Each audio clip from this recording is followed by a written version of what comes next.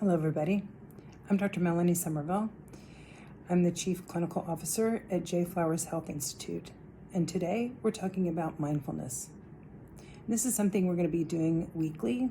We'll be posting usually on Mondays, and we'll be introducing various topics around mindfulness and how it can help us have better relationships with ourselves, with our loved ones, at work, and in navigating life in general. Mindfulness is a concept near and dear to me and something I practice personally and in my work and therapy with clients. How did I find mindfulness? I found mindfulness after a long and windy journey at the edges of my emotional well-being.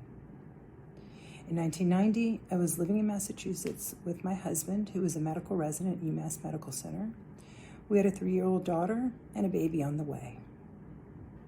In August of that year, my husband incurred a sudden and tragic accident that rendered him paraplegic.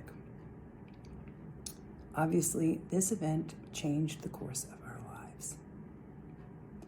For me, the only way I knew how to cope with the enormity of this tragedy was to avoid the devastating feelings of loss threatening to overcome me.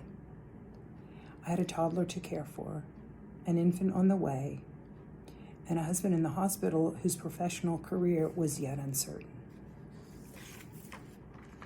It was easier just to focus on the next task ahead of me than to feel those difficult emotions of grief, loss, sadness, anger, and fear. As a result, my emotional energy went to my children and to my spouse. There was none left for me. Metaphorically, I turned the spigot off of the access to my emotional world. Over time, it became normal and rote to bury any negative emotion I had for fear that it would overtake me and I wouldn't be able to function. It was a coping mechanism. 15 years later, I returned to school to obtain my master's in counseling psychology. As I turned my lens of awareness to the human mind, I became aware of my own emotional barrenness. A wise professor who attuned to me and understood me gave me the book Zen Mind, Beginner's Mind by Shunryu Suzuki. This was another pivotal event.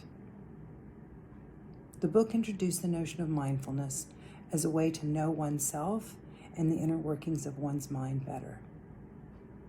As I delved into this topic, I gingerly unpacked all those buried emotions, and mindfulness helped me see them, understand them, stay present with them, not judge them, and ultimately make peace with them.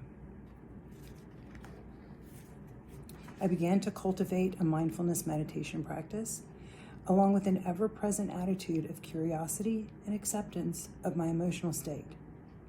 I learned not to feel overwhelmed by my emotions, to understand that all emotions are fleeting. They are not dangerous. And this extended to other aspects of my life. Am I perfect at this practice? Not at all. But it's better than the alternative I'd created after my husband's accident. Mindfulness is the foundation upon which so many healthy life practices are built, such as general mental well-being, stress management, sleep, self-compassion, chronic pain, empathy, and many other practices. Mindfulness is not difficult per se, but it does require a certain dedication and willingness to building different relationship with ourselves and with our thoughts and emotions. So what exactly is mindfulness?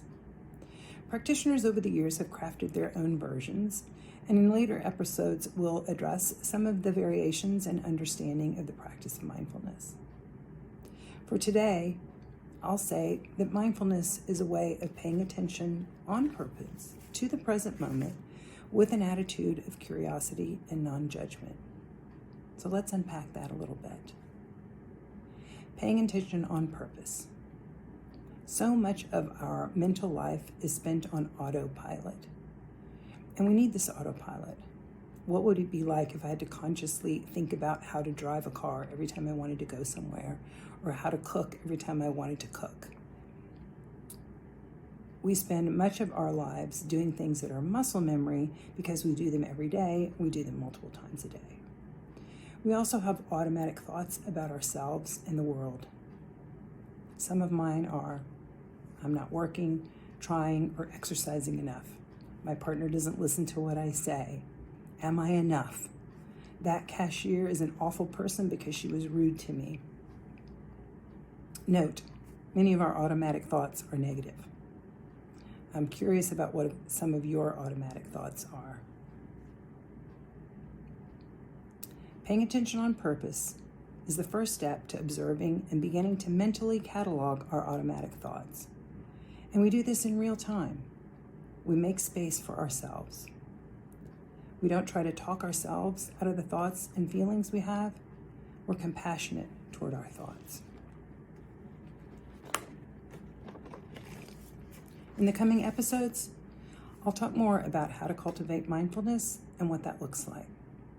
So if you like what you heard today, subscribe to our channel and hit the like button below. Also, if you have any questions or comments, put those in the comment section also. Thank you very much and have a great day.